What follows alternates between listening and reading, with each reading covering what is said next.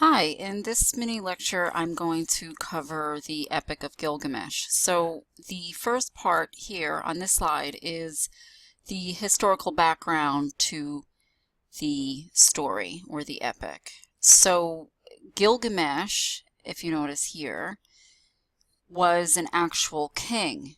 So he existed in history.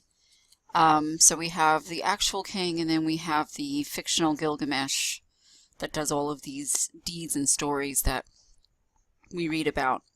He was the king of Uruk, which is a city that is considered the first city in the world. And if you look on the map here, Uruk is right there. And I couldn't find a great map, but here's Ur right here. And if you look here, so you can kind of get a gist of where, if we go up a little bit, Uruk was, which is situated now in Iraq and Iran. So that's kind of interesting. Also about this story is there were many of the stories were written in the Sumerian language, which was using cuneiform, which we see with the Code of Hammurabi. But the Sumerian was not related to any other known language in the world, so it's considered a language isolate, which is rather rare. And sort of like a Rosetta Stone type of thing, it was translated through the Behistun inscription, which has 3 different languages.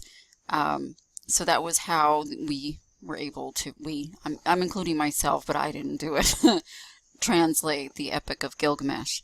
And then kind of connecting this idea of where it was taking place to here. So you have a region of the world that becomes very unstable.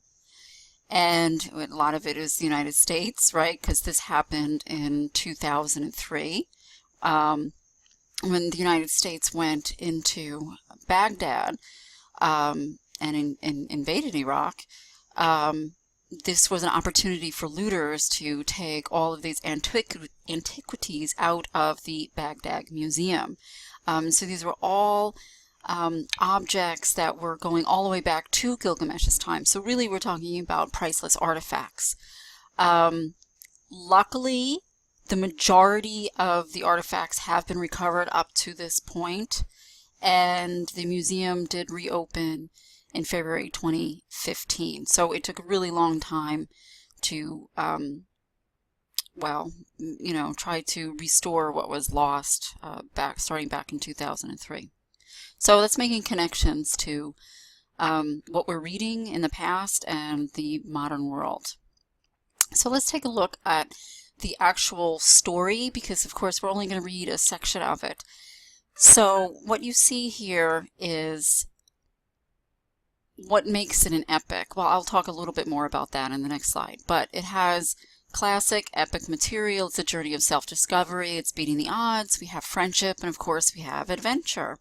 And like most of the things that we're going to be reading, it starts in an oral tradition and then becomes written down. So, I mean, we kind of know this because not everybody was literate. Many people were not literate back then.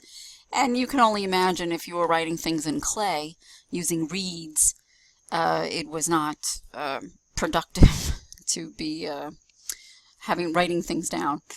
What we do see at the very beginning of the story is that he's a king, he has many accomplishments, but he's overindulgent. He's sleeping with virgins, and people are complaining to the Mesopotamian god An or Anu, and Anu or An is also called the father of the god. So this is also another thing that we see with our ancient stories. They replicate themselves. So you could say, oh, the father of the gods, that sounds familiar. That sounds like Zeus. So these are things that get plagiarized and taken in the ancient world, and stories get reused, but just new names get placed on them, or they take the structure of the stories and they apply, you know, their culture onto it. So we'll have a chance to see that this semester. So of course, because of the people's complaints, Enkidu is then made, and he's going to match Gilgamesh.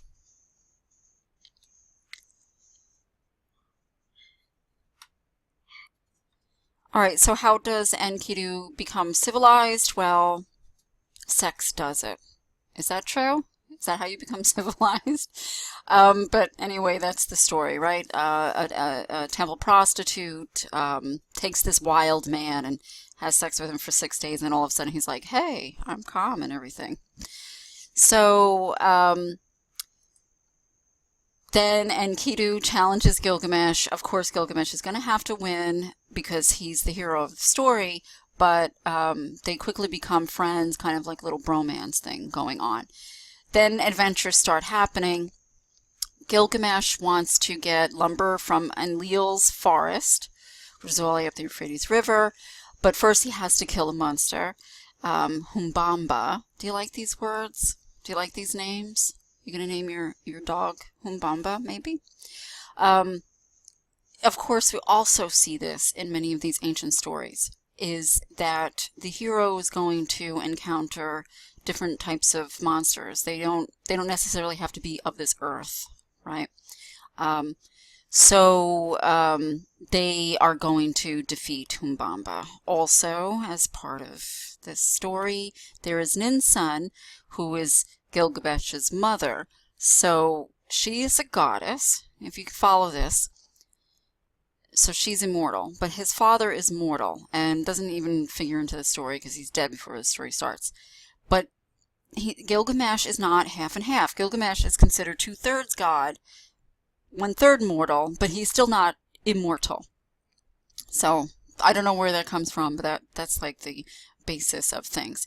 And Insun was, you know, to an extent considered a MILF, and she also adopted Enkidu. So then we enter the story that we actually read, which is where the Ishtar story begins.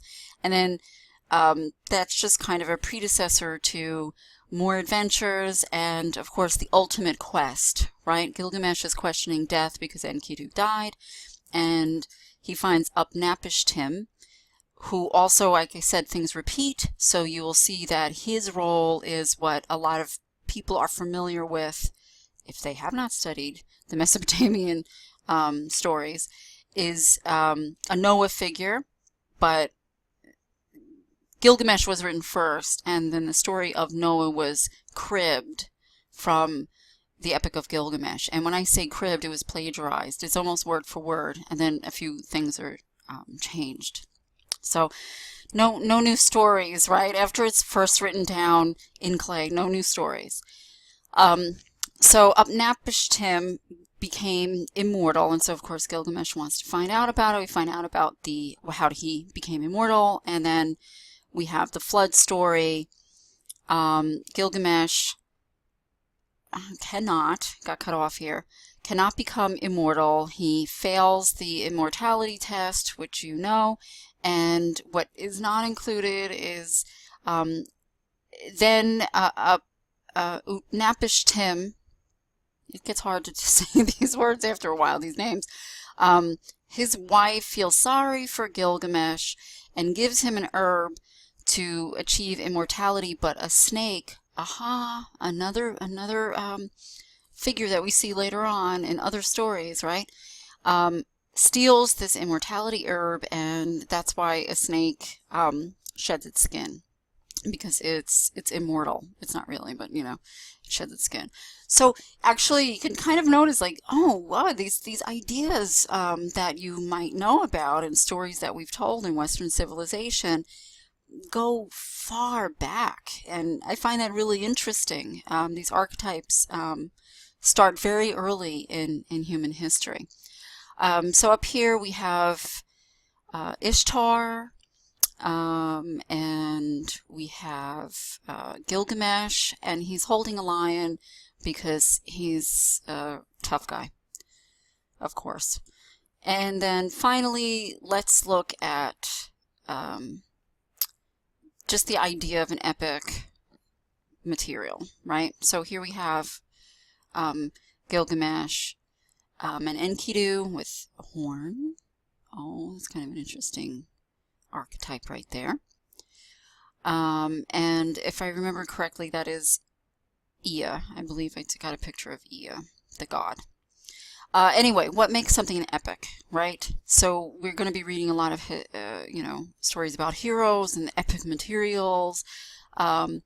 Basically, there's a lot of things, but a few things to just look at, right? We have a quest. The hero undergoes a journey.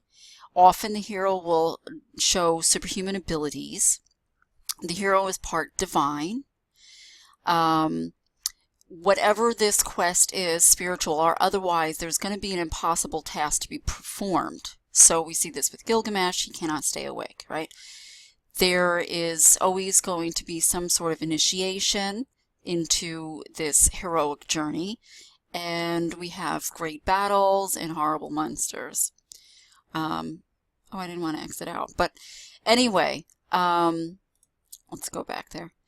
So basically, that is just a good foundation to get started in the semester, because what we start seeing here now is going to continue to be replicated throughout all of our stories. And we'll also find out more about what the hero's journey is, more specifically. So we can start making connections from now. Okay, thank you.